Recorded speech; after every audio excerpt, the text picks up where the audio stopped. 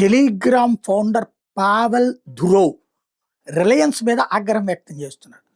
ఇప్పుడు భారతదేశం Telegram app నిషేధించింది 22వ తారీఖు దాకా. ఎందుకయ్యా అంటే ఈ పేపర్ లీకేజీలు లేదా తప్పుడు ప్రచారాలకు వేదిక అదవుతుంది. ఎందుకు దాన్నే వేదిక చేసుకుంటున్నారంటే ఎన్క్రిప్టెడ్ సిస్టమ్ ఉంది. అంటే ఎవరి నుంచి మెసేజ్ వచ్చింది అన్నది బయటకి చెప్పదు టెలిగ్రామ్. నువ్వు నోటీసులు ఇవ్వు, సుప్రీంకోర్టు అడిగినా కూడా చెప్పదు. అదేమంటే మేము ప్రైవసీకి కట్టుబడి ఉన్నాం అంటుంది. అప్పుడేమవుతున్నది, నిందితులు తప్పుడు ప్రచారాలు చేయడానికి టెలిగ్రామ్ని ఒక అస్త్రంగా వాడుకుంటారు. దాన్ని నువ్వు ఆపేవయ్యా ఇండియాలో అంటే వాళ్ళు ఆపరు. ఆపించడానికి ఇక్కడ దాని హెడ్ క్వార్టర్ లేదు.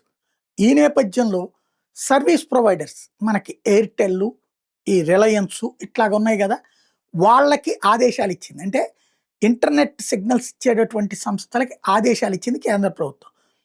ఎయిర్టెల్ ఆపలేదు కానీ రిలయన్స్ ఆపేసింది.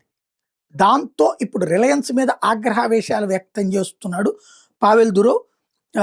తన రిలయన్స్ అనేది మ్యానిపులేట్ చేస్తుంది, ఇంటర్నెట్ ట్రాఫిక్ని స్ట్రక్ చేసి పడేస్తుంది.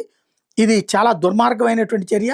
దుబాయ్లో కూడా అదే అడ్డుపడింది అన్నటువంటి వాదనల్ని తెర మీదకి తీసుకొచ్చారు.